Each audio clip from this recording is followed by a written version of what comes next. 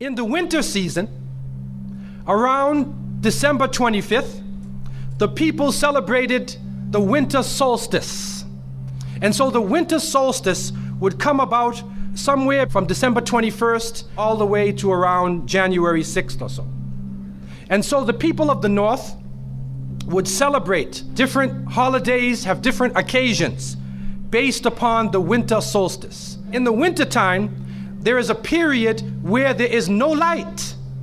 You are literally in darkness 24 hours of the day.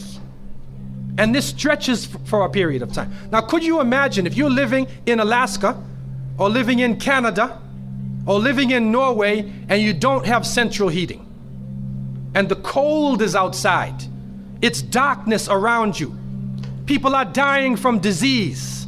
It's a terrible time, and every family would probably lose somebody, or they would know of somebody dying from the cold and disease during that season. This is the winter solstice. And so when the sun starts to come out, the people now are looking at the sun as a life-giving force.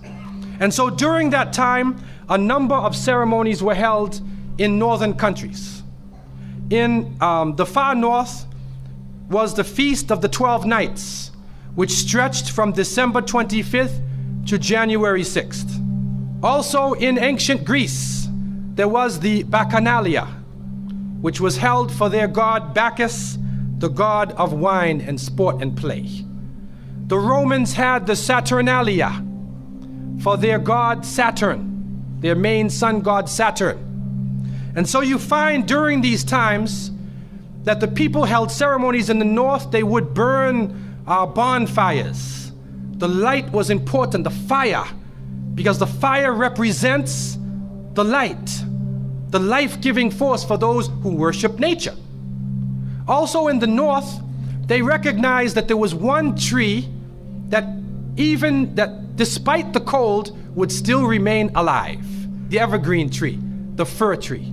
And so in some cases they would take this fir tree, believing that there was powers of life within the tree, and they would put it in their homes, set it there and put a light on the top of it, or burn them in the front, or they would make mistletoes and put them over their doorways, a type of what we would call ta'weez or tamima. It is an amulet. And they would hang the amulet over their doors, hang the amulets in their home, hoping that this fir tree, that this so-called life-giving force would protect them from the danger of the winter. And so their ceremonies developed around this. And this went on for hundreds of years. We also find in the ancient northern countries, and the Druids of the north, they carried out special ceremonies surrounding the mistletoe and surrounding the fir tree and the beliefs, and they would meet within circular areas. And they had a secretive cult that spread throughout the far northern countries. One of the interesting individuals, and you can look this up if you can find it in the dictionaries or encyclopedias, is a man called Mithra or Mithras. This is a very mysterious character. And when you look at history, you find that this individual called Mithra was born on December 25th. His day of the week was the 7th day of the week, that we still call Sunday. He was supposed to be the son of the sun god himself, and they had a special sacrament made up of bread and wine, and they would make this drink during this time, and supposedly he died for the sins of the people. Sounds familiar, doesn't it? But when you try to find Mithra or Mithras in the encyclopedias, they, through state intervention, erased the name. Why is this? That is because after the time of Jesus, Isa alayhi salam, when the message began to spread and they went north, and you'll see within historical writings that Barnabas, one of his disciples, met a man named Saul or Paul, who later called himself Paul. Paul said he saw Jesus on the Damascus road, and he went to the disciples, but the disciples turned against Paul. Only Barnabas stayed with him. But when Paul and Barnabas went into Greece, Barnabas left him. Now, what is the reason why they all left him? What are the concepts coming through Paul?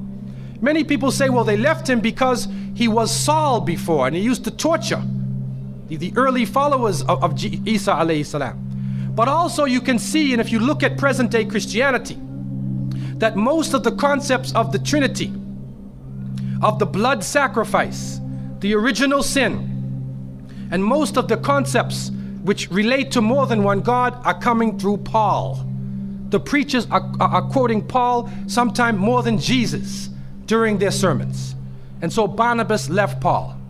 And somewhere in the early days, in Rome or Greece, somewhere in that area, those missionaries who were teaching the teachings of Jesus, Isa alayhi salam, met with this force coming from the north. And so you will see in ancient Roman history that in some cases the Roman emperor would go out to the Colosseum and the gladiators would be fighting each other and everybody's cheering for the gladiators. Sounds like one of our football games. They would go to the Colosseum, right? And the gladiators would fight. And then if one of the gladiators was down, and they would look at the emperor, should I kill him or not? And if he wanted to kill him, he would go like that, right? You know, that sign down. If he said keep him alive, he goes like this. You know how we use it today? Yes. Okay? He gives that sign. Okay? One of the terrible things happening during these rituals at the Colosseum is that they would bring the Christians out, literally men, women, and children, and feed them to hungry animals. They would take a hyena or a wolf or a lion and get it hungry and crazy and beat it and throw raw meat at it and then send it out on the people, and they would literally cheer and watch as the animal ripped the bodies apart. This is a terrible culture. Tear the bodies apart. And so somewhere along the line, somebody who couldn't take the torture, who felt that maybe we can win these people over, made a compromise.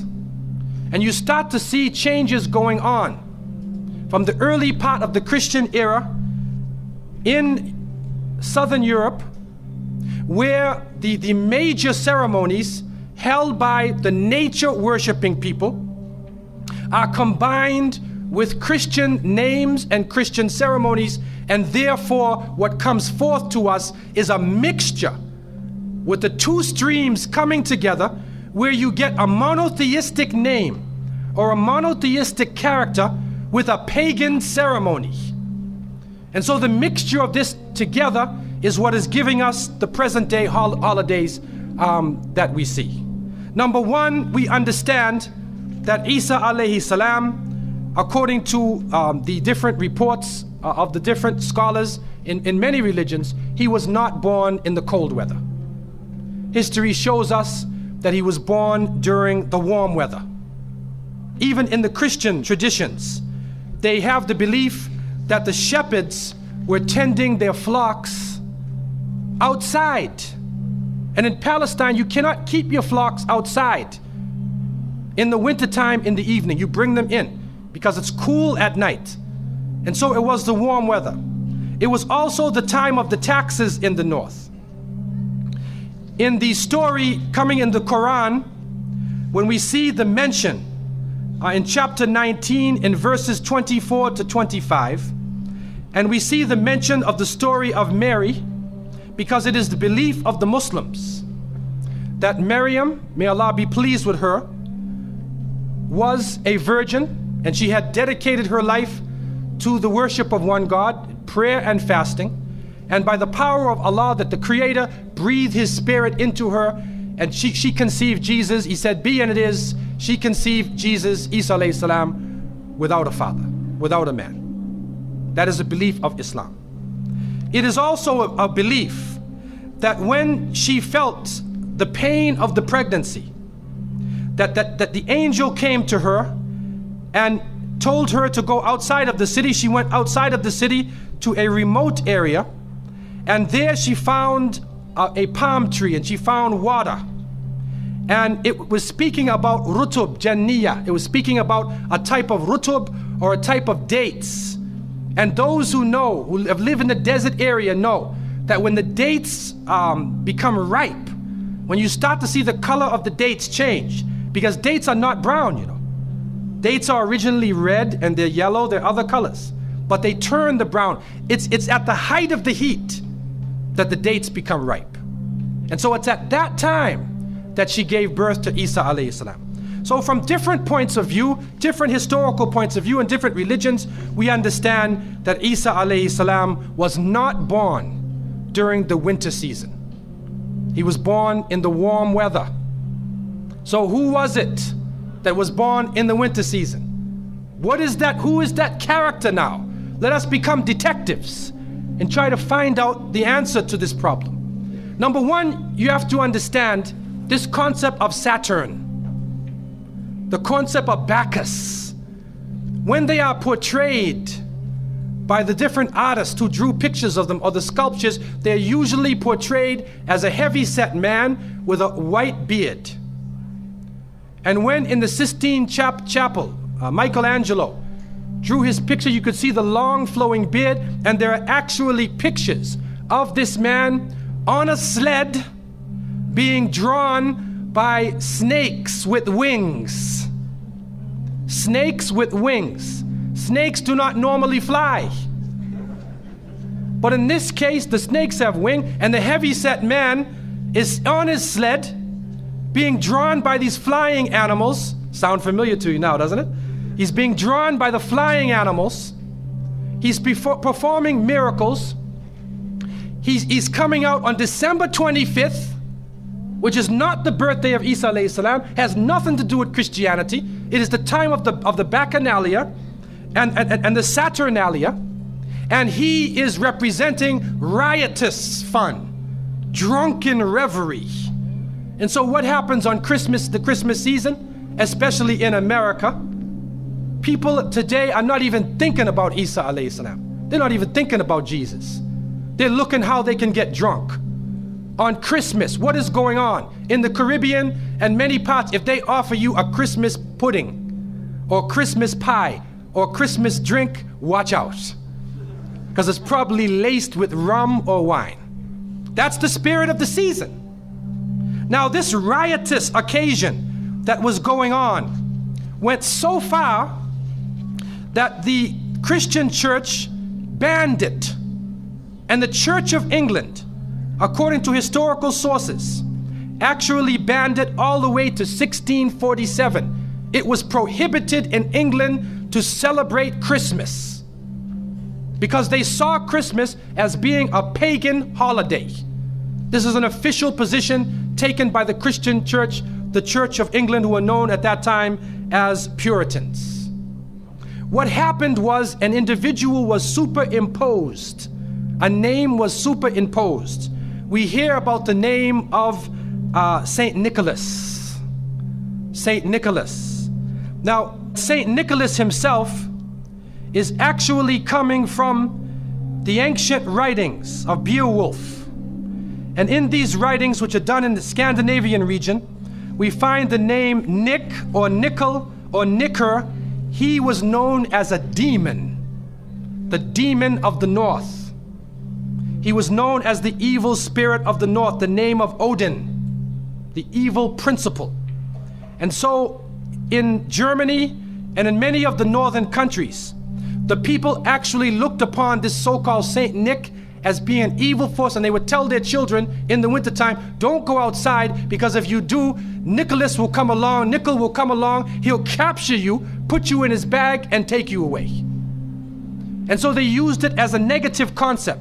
In Isaiah, in what is left of the Bible, in chapter 4, in 14:13, the devil is known as the prince of darkness, and it is an understanding that his throne, the seat of his power, is in the north.